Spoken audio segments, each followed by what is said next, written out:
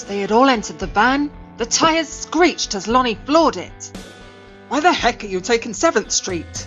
Rolf scolded, anxiously leaning forward in his seat. "Now's not the time to be a backseat driver, Rolf," Lonnie yelled as he struggled to remain focused on the road. "From where we're at, it should be a lot easier to exit the city from the east side." "You sure about that?" "Just shut up and let the man drive," Axel growled. He was no longer able to continue his angry silence towards Rolf.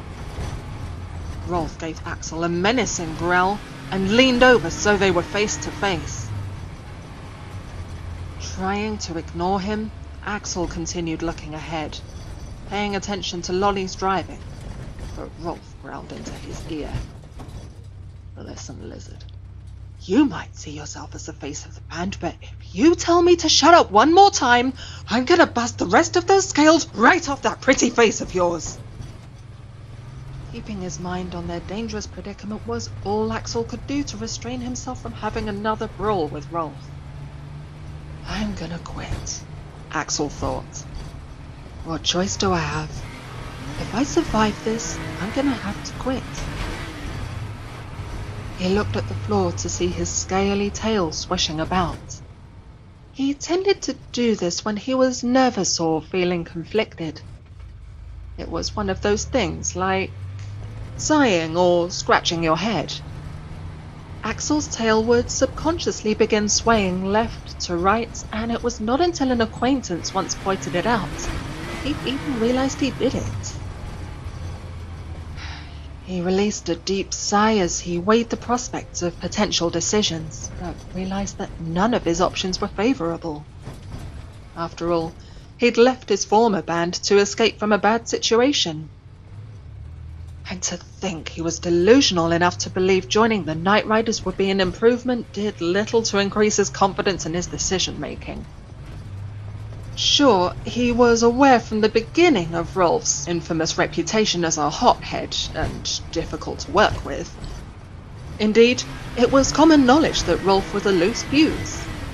Nevertheless, coming from his previous rough experience with the Dirty Rats, he really believed that working with Rolf would seem like a walk in the park. Maybe the problem hasn't been the band members so much as it has been me, Axel pondered.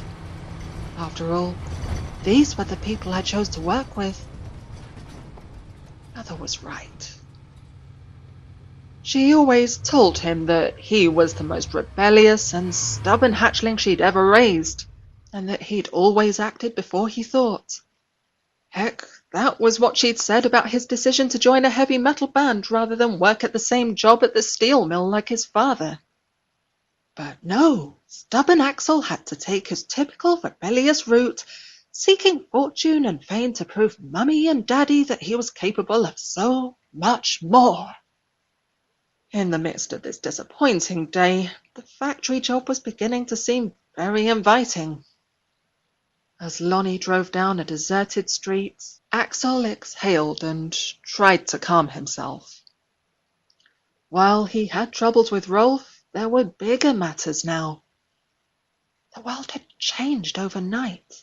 Now nothing was certain except for the undeniable fact that the three of them were prey in a jungle full of predators. Band gigs, money, and pride were now strangely irrelevant. They were finally all united with the sacred desire to survive. Axel only hoped it would be enough for them to make it through this dark, sinister night.